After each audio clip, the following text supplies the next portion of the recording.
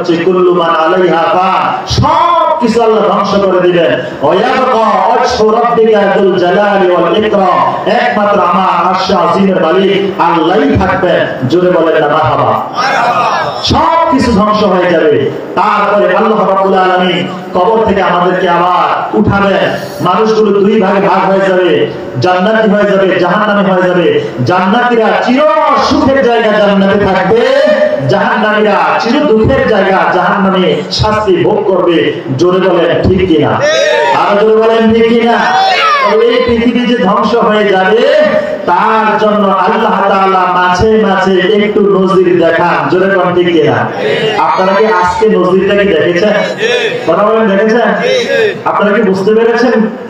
ভূমিকম্প, এমন ভূমিকম্প পৃথিবীর ইতিহাসে, বাংলাদেশের ইতিহাসে আর কোনদিন ওই রকম ভূমিকম্প হয় নাই। কত মিনিট হয়েছে জানেন?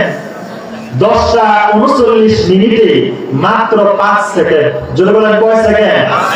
5 সেকেন্ডে আল্লাহ তাআলা বাংলাদেশ, ভারত, পাকিস্তান তিনটা রাষ্ট্রের ভিতরে, অন্তত তিনটা রাষ্ট্রের ভিতরে 5 সেকেন্ডে এমন কম্পন দিয়েছেন, এমন ঝাঁকুনি দিয়েছেন, সমস্ত মানুষ অস্থির হয়ে গেছে।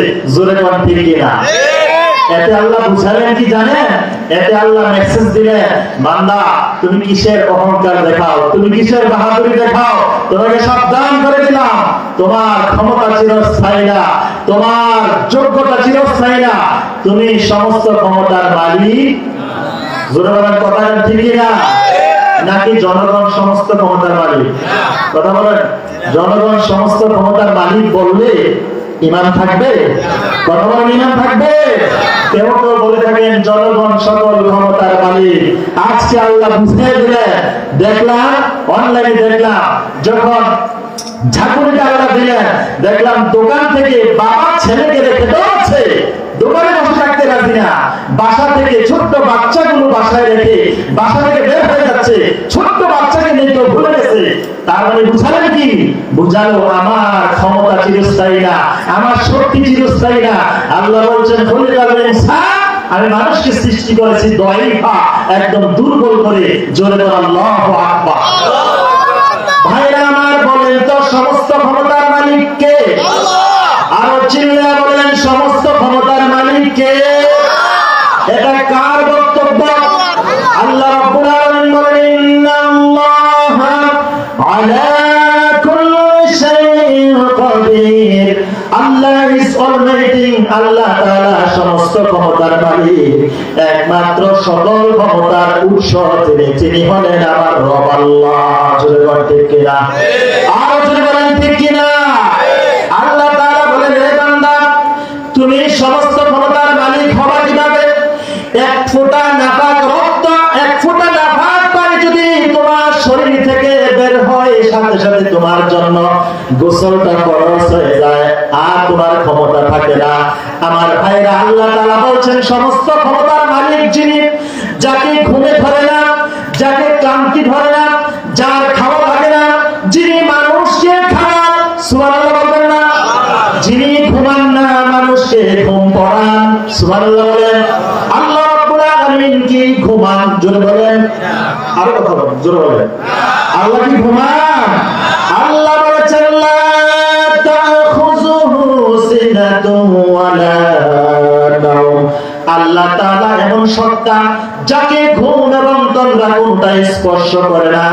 তিনি হলেন আমার রব, আপনার রব, কুল কায়নাতের স্রষ্টা, তিনি আমার আল্লাহ। জোরে বলুন আল্লাহু আকবার। ভাইরা আমার, বলতেছিলাম আল্লাহ তাআলা একটা কাঁপুনি দিলেন, জমিনটাকে একটা নাড়া দিলেন, মাত্র 5.2 মাত্রার মধ্যে আমার আল্লাহ তাআলা জমিনটাকে কাঁপুনি দিয়েছেন। এমন কেঁপে গেল, বড় বড় ইমারতগুলো, বড় বড় বিল্ডিং গুলো ধসে গেল, অসংখ্য মানুষ ইন্তেকাল করেছে, রাস্তাগুলো ফেটে গেল, দোকানগুলো ভেঙে গেল, ঢাকা শহরের বড় বড় অ্যাপার্টমেন্ট গুলো একটা আরেকটার সাথে ঘর্ষণ লেগেছে মাত্র কয়েক সেকেন্ডের ভূমিকম্পে। 5 সেকেন্ড। জোরে বলেন কত সেকেন্ড? 5 সেকেন্ডের ভূমিকম্প জমিন সহ্য করতে পারে না। আর যেদিন আল্লাহ তাআলা মহাপ্রলয় সৃষ্টি করে দিবেন, জমিনটাকে কম্পন দিয়ে পৃথিবী ধ্বংস করে দিবেন, ওই দিনটা কেমন হবে? আল্লাহু আকবার। ভাইরা আমার, প্রশ্ন হলো আল্লাহ তাআলা কেন জমিনকে কাঁপুনি দিলেন? প্রশ্ন হয় কিনা? কথা বলেন, প্রশ্ন হয় কিনা? প্রশ্ন হয় না আল্লাহ তাআলা কেন জমিনটাকে আজকে নাড়া দিলেন? প্রশ্ন হয় না? ভাইরা আমার, হাদিসে তার জবাব এসেছে।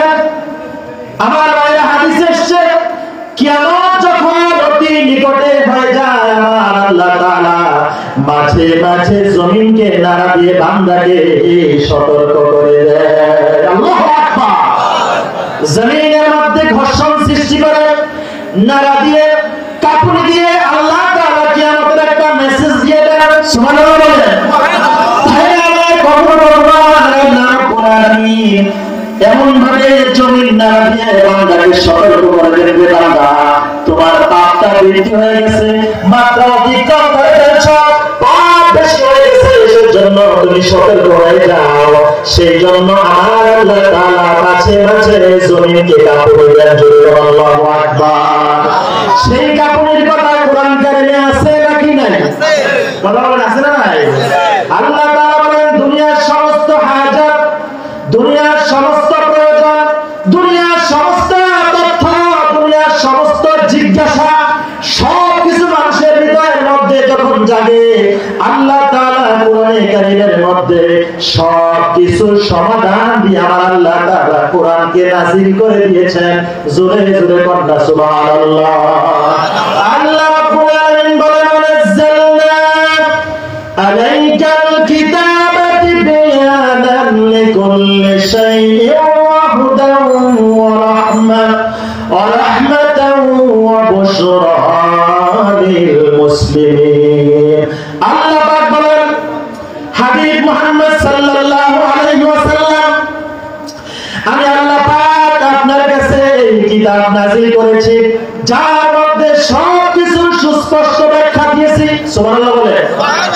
যেখানে আকাশের কথা আছে, যেখানে জমিনের কথা আছে, যেখানে ইতিহাসের কথা আছে, যেখানে বিজ্ঞানের কথা আছে, যেখানে বিজ্ঞানের যত শাখা বলেন, কি ফিজিক্স বলেন, কি কেমিস্ট্রি বলেন, কি বায়োলজি বলেন, কি বোটানি বলেন, কি জুলজি বলেন, পৃথিবীতে বাঁচার জন্য যত নীতি আছে, কি সমাজনীতি, কি অর্থনীতি, কি শিক্ষানীতি, আর ব্যবসা নীতি, আর কি রাজনীতি, আমার আল্লাহ রাব্বুল আলামিন কোরআনে কারিমে সবকিছুর সুস্পষ্ট ব্যাখ্যা দিয়ে কোরআন নাযিল করেছেন। জোরে জোরে কন্যা সুবহানাল্লাহ।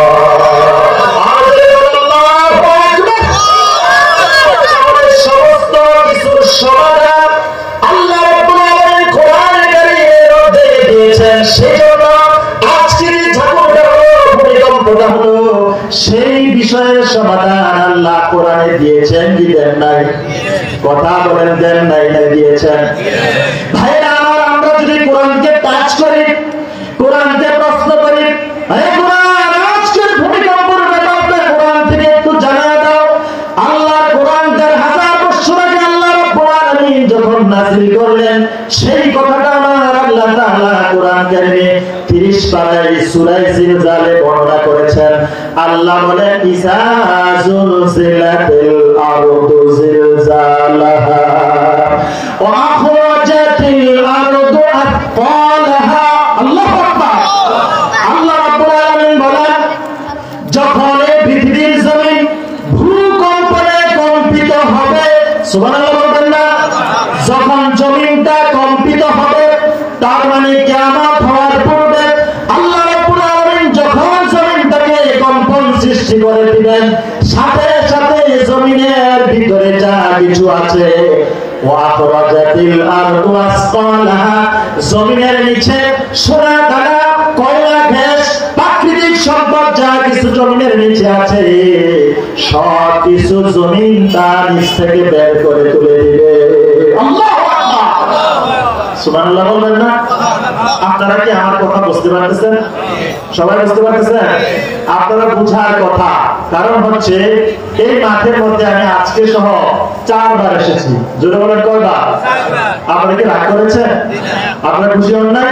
তো বলেন না মারহাবা। আর জোরে বলেন মারহাবা। 4 বার এসেছি।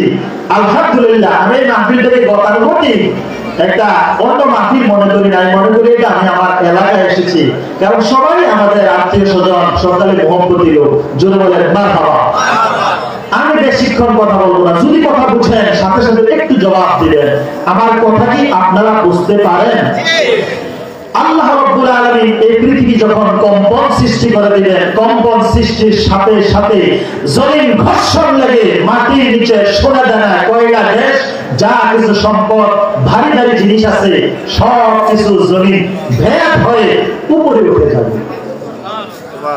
বুঝলেন এই কথা? সুবহানাল্লাহ বলবেন না? আরে ভাই, সুবহানাল্লাহ আপনারা বলেন না, কয়দিন পরে দেখবেন নির্বাচন আসতেছে, তো আপনারা চিল্লাতে চিল্লাতে নেতা মিছিল দিতে দিতে আপনারা গলা ভাঙায় ফেলবে, আর চা খাইতে খেতে, চিনি চা খাইতে খেতে ডায়াবেটিস বাড়াবেন। জোরে বলেন ঠিক কিনা? আর ভাইরা পাইবেন কি? আপনি নেতার স্লোগান দিবেন, বেশি গেলে 500 টাকা পাবেন, এক কাপ চা পাবেন, একটা খাস্তা বিস্কুট পাবেন, তার চাইতে কিছু পাবেন না। নির্বাচনের আগে কিছু সালাম পাবেন, পরে পাওয়ার সম্ভাবনা নাই। আর একবার সুবহানাল্লাহ বলে আপনাদের পাওয়া, আপনাদের দাম কতটুকু হবে তা কল্পনা করতে পারেন না। বান্দা যখন একবার সুবহানাল্লাহ কিংবা আলহামদুলিল্লাহ বলে আল্লাহর মহত্ব প্রকাশ করে, তৎক্ষণাৎ তার সেই সম্পর্কটা হয় ধুলক ধুলক ছেড়ে 7 আকাশ পেরিয়ে সিদরাতুল মুনতাহার উপরে লা জামান লা মাকান 70,000 নূরের পর্দা ছেদ করে সম্পর্কটা সোজা আল্লাহর আরশ পর্যন্ত হয়ে যায়। সুবহানাল্লাহ। জোরে বলেন আল্লাহু আকবার। ভাইরা আমার, আল্লাহ রাব্বুল আলামিন সূরা জিলজালে বললেন, যখন জমিন কম্পন দিবে, জমিন যখন ঘর্ষণ লাগবে, কিয়ামত যখন শুরু হয়ে যাবে, মাটির নিচে সোনা দানা রূপা কয়লা যা কিছু আছে জমিনের উপরে উঠে যাবে, আর সমস্ত মানুষেরা বলবে ওয়াকাল ইনসানু মালাহা, কি হলো আজকে জমিনের? যেই মাটির নিচ থেকে সম্পদ বের করার জন্য আমরা অনেক প্রক্রিয়া করতাম, স্বর্ণের খনি বের করার জন্য অনেক প্রক্রিয়া করতাম, কয়লার খনি বের করার জন্য আমরা অনেক চেষ্টা করতাম, আজকে দেখি না চাইতে জমি আমাদের সামনে সব কিছু বের করে দিয়েছে। আল্লাহু আকবার। ভাইরা এবার বলেন তো, সেই দিন কিয়ামত হবে কি হবে না? কথা বলেন, হবে কি হবে না? কিয়ামত সত্য। আল্লাহ রাব্বুল আলামিন কিয়ামতের কথা বলতে গিয়ে কোরআন কারীমে অন্য জায়গায় বলেছেন, লা উকসিমু বিয়াউমিল কিয়ামাহ। কিয়ামত দিবসে আল্লাহ শপথ করেছেন। জোরে বলেন মারহাবা। তাহলে কিয়ামত হবে কি হবে না? কিয়ামতটা কোন দিন হবে, কয় তারিখ হবে, কত সালে হবে, কয়টার সময় হবে, ওটা কি আল্লাহ বলেছেন নাকি? কথা বলেন, বলেছেন নাকি? কিয়ামত হবে, তবে কিয়ামত এত ভয়ঙ্কর দিনের নাম জানিয়ে চিন্তা চেতনা করলে মন মস্তিষ্ক অবশ হয়ে যাবে, তা কোনো কিনারাও করা সম্ভব হবে না। একটি হাদিস আপনাদেরকে শোনাচ্ছি ভাইরা আমার, আপনাদের কষ্ট হচ্ছে? ভাইরা আমার, হযরতে নূহ আলাইহিস সালামের পুত্র শাম একবার কবরের মধ্যে যখন তিনি দাফন হইলেন, হযরত ঈসা আলাইহিস সালাতু ওয়াস সালাম যখন তার নবুয়তি তাদের উম্মতের সামনে পেশ করলেন, ঈসা নবীর উম্মতেরা তার নবুয়তিকে মানতে চায় না, বলে ঈসা তুমি যে আল্লাহর পক্ষ থেকে নবী হয়ে এসেছো, তোমার ডকুমেন্টসটা কি, তোমার দলিল কি, তোমার এভিডেন্স কি, তোমার প্রমাণ কি? হযরত ঈসা